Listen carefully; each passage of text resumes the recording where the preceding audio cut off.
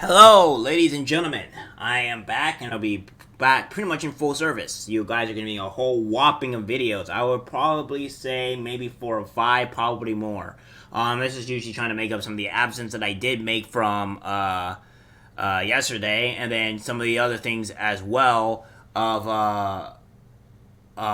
well as terms of what's probably happening today. Now, I'll probably be honest, I probably won't get through everything today, and that's mostly just due to the fact that of the stuff that I'm kind of recovering from yesterday, and then maybe covering stuff from today, which I don't even know I'll be able to get to.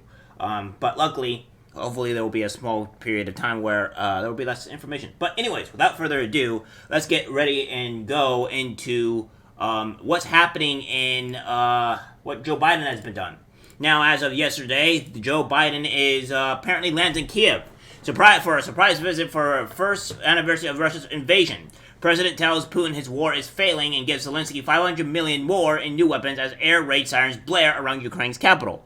Now, here's the problem that I have with this, is that the Americans are suffering. We're having massive problems in terms of food infrastructure. Surprisingly, all of our food plants and stuff are dying. Of course, we also have the train derailment, which is the Ohio train derailment that's happening. And Biden, instead of sending $500 million to actual Americans that legitimately need help and their food is polluted and stuff like that, we have him sending $500 million to Ukraine for some god-apparent reason for new weapons and air raid sirens. Now, remember the last video that I sent you guys and kind of gave you a little bit of eye-opening was Biden also did this while we were low on weapons. And there's also been a prediction of World War III happening. We'll talk about that later today, along with us being close to going to war with China in 2025. So I don't really see to where this is any of the decisions of this administration has been doing is correct. But we'll read through this a bit of this article, including some of the other things that has been going on, because, yeah, it's not great. President Joe Biden arrived in Kiev on Monday morning on a surprise date before the first anniversary of the Russian invasion of Ukraine. His visit was shrouded in secrecy. He arrived after the hours-long train journey from Poland with a stripped-down press pool of just one reporter and a photographer. Air raid sirens blared across the besieged Ukrainian capital, although there were no reports of Russian missiles or airstrikes. Lol. Wow. Yeah, that's fucking great. Oh, hilarious. He met with President Zelensky at the Zelensky Palace and announced $500 million in extra assistance, including artillery, ammunition, more javelins, and howitzers, as well as war sanctions on Russia to follow. Great! That's not going to help us lead us to World War III. And in a speech, Biden said 1 year later, Kiev stands, and Ukraine stands, democracy stands. He said Putin had miscalculated. Russia's aim was to wipe Ukraine off the map, he said. Putin's war of conquest is failing. Russia's military has lost half of the territory it once occupied. Oh, that's great. Thanks to we're technically helping fuel the war. So it doesn't really matter. We're at war with Russia at this point, potentially China. And there's some more information that I may do in maybe a live stream, possibly coming up sometime next month, to where I kind of go to explain exactly what's going on here, because yeah, it doesn't seem like things are going to get too pretty in the coming years. I'm going to tell you that much. Yeah. So he commended Ukraine's courage during the war and said he visited Kiev 6 times as vice president. I knew he'd be back, he said. The president was due to leave Washington on Monday evening for a 2-day visit to Poland, where he will meet Prime Minister Morawiecki. I don't know how to pronounce that last name, so I apologize for all the wrongs that I've done, in Warsaw for discussions over a potential increase in U.S. troops there. In his official guidance, the White House said he would leave at 7 p.m. on Monday evening. Instead, Air Force One left Joint Base Andrews at about 4:15 a.m. On Sunday, the trip was cloaked in secrecy. Biden was joined by only his closet advisors and security detail, along with one photographer and a reporter whose phones were confiscated before departure. He reached Kiev at about 8 a.m. local time.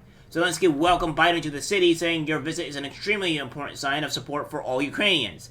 He is pushing allies to speed up delivery of weapons and is asking for fighter jets, and a demand that Biden has so far refused. Our negotiations are very fruitful, Zelensky said that after the meeting.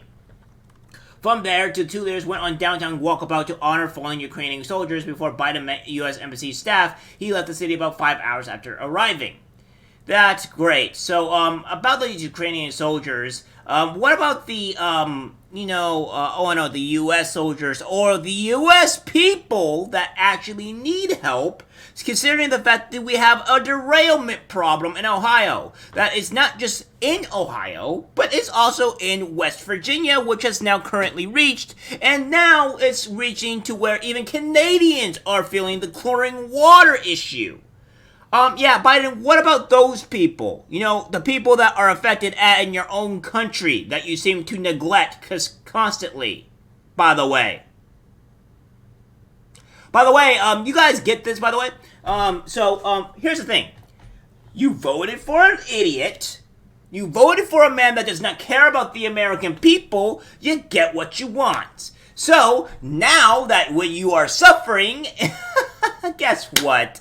I guess it doesn't really matter because you voted for him. Learn from your mistakes, you idiots. I'm no longer playing sympathy games with you people. While the other world leaders had made visits to Kiev, Biden had been forced to stay away by Secret Service protectors who were concerned about how the leader of the free world could travel safely to the war-torn country. Yeah, I can't believe he's, in so much danger. It's not like we don't have anybody else that potentially might be a better president. Oh, no, we don't. We have Kamala Harris. God help us all. I thought it was critical that there might not be any doubt, none whatsoever, about U.S. support for Ukraine in the war, said Biden as he sat for talks with Zelensky. Yeah, I like how America is second fiddle compared to any other country. Ukraine is apparently the number one country that we have to take care of, even though that our own country is suffering. Nice to know that we're second rate to the president. The Ukrainian people have stepped up in a way that the few people ever have in the past. He wore a striped tie in the colors of the Ukrainian flag. Great. Nice to know. After their meeting at the palace, the pair stunned crowds in central Kiev where they visited St. Michael's Gold Dome Cathedral, my apologies, and went on an outdoor walkabout. They expected the Walk of the Brave, and its nameplates honoring those who have supported Ukraine. Fantastic. I just love it. With air raid sounding, they laid two reeds and held a moment of silence at the wall of remembrance. Earlier, Biden said, as the world prepares to mark the one-year anniversary of Russia's brutal invasion of Ukraine, I am in Kiev today to meet with President Zelensky and reaffirm an unwavering and unflagging commitment to Ukraine's democracy, sovereignty, and territorial integrity. Great. When Putin launched his invasion nearly 1 year ago, he thought Ukraine was weak and the West was divided. He thought that he could outlast us, but he was dead wrong. Yeah, I kind of wish he could just take over Ukraine and make us not go into World War III. That would be bloody fantastic. But of course, you're going to have lunatics that are going to support the war in Ukraine and not have any other concerns about what's happening to our country. But of course, what am I talking about, right? I obviously don't care for my country. He said he would spend the day in talks about how best to help Ukraine in its fight. I will announce another delivery of critical equipment, including artillery, ammunition, anti-armor systems, and air surveillance radars to help protect the Ukrainian people from aerial bombardments. But we're not at war with Ukraine, by the way. And I will share that later this week. We will announce additional sanctions against elites and companies that are trying to evade our backfill Russia's war machine. And by also helping start World War III, said Biden. At midday, he arrived at the U.S. Embassy in the city. Though the Ukrainians' air defenses have been strengthened with the U.S. weapons systems, it was still an unusual, bold, and move by a U.S. president to visit an active war zone. Yeah, he's so stunning and brave. Gotta give him support. Where allies do not control airspace or have military bases on the ground, officials described it as unprecedented, whatever the fuck that was, and said they have alerted Moscow of the visit. Well, great. I am kind of mostly going to read this here. Aid from the U.S. allies and partners is credited with helping dog Ukraine's resistance defend its territories. The U.S. alone has sent more than $100 billion of arms and aid to the country, of which the Pentagon spent $62.3 billion the past year on weapons, ammunition, as well as training, logistics, and salaries. We're not at war with Ukraine, by the way. So yeah, with all that great stuff happening, we are in this type of situation here. Now we have this, where of course Biden's going to is going to be working with, the $500 million for more weapons and stuff for Ukraine, where this in Ohio, where's our Pete Buttigieg, Ohio residents voice frustrations after toxic train derailment. Yeah. And then we also have this here where MAGA trashes Biden's Ohio response as Trump announces East Palestine visit. Of course, it leads down to Trump to going to East Palestine besides our own sitting president that should be caring for the American people. So, obviously, the Biden does not care. Some conservative Republicans criticized President Joe Biden this week over his administration's response to the train derailment in East Palestine, Ohio, comparing to the response by Trump, who was visiting the town next week. The 150-car train derailment, which happened on February 3rd, prompted local authorities to evacuate nearly 5,000 locals as they disposed of vinyl chloride and other toxic chemicals that were on board through controlled burning, which was archived by first blowing holes into 5 railway cars, then burning to potential explosive gas in a ditch. President Trump is heading to East Palestine next week. Biden has announced no such plans. Says everything. New. President Donald J. Trump to visit East Palestine, Ohio next week and meet with residents impacted by the train derailment. Meanwhile, Mayor Pete is nowhere to be found, and Joe Biden thinks East Palestine is west of Israel. Now, by the way, I have gotten wind that Pete Buttigieg has gone, as of, I wanted to say today, going to go see the East Palestine people. But, of course, he's also said that Trump's visit is a political theater, what have you, and yeah, all that bullshit. Of course. 18 days later, good sir, where you have decided to neglect the Ohioan people.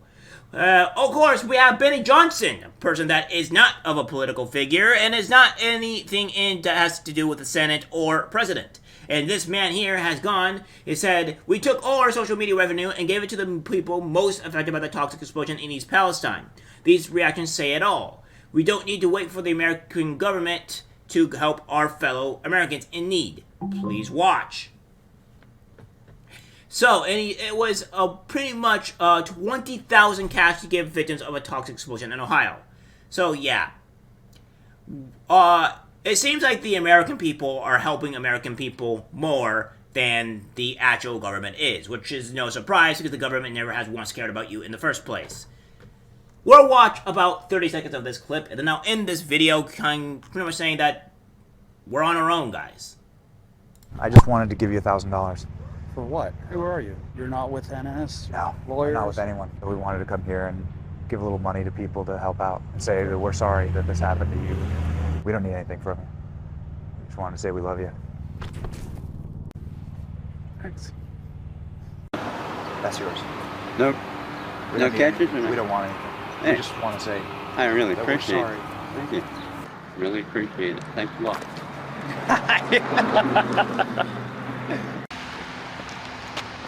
Thank you. Don't make me cry. Oh, thank you so much. Oh my God. This is something that American people, that the far left want to say that we're evil and bad and we don't do anything.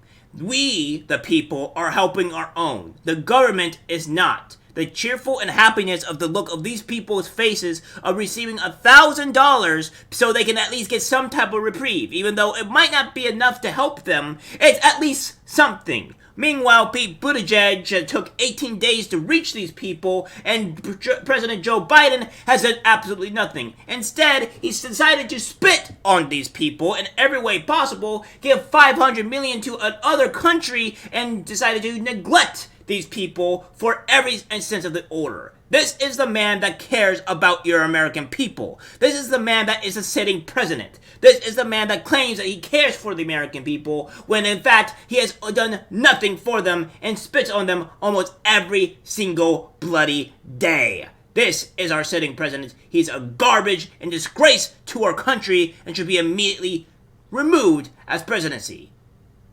Alright. That's it for the video, guys. Like, subscribe, share, and as always, take care, and Godspeed, Ohioans.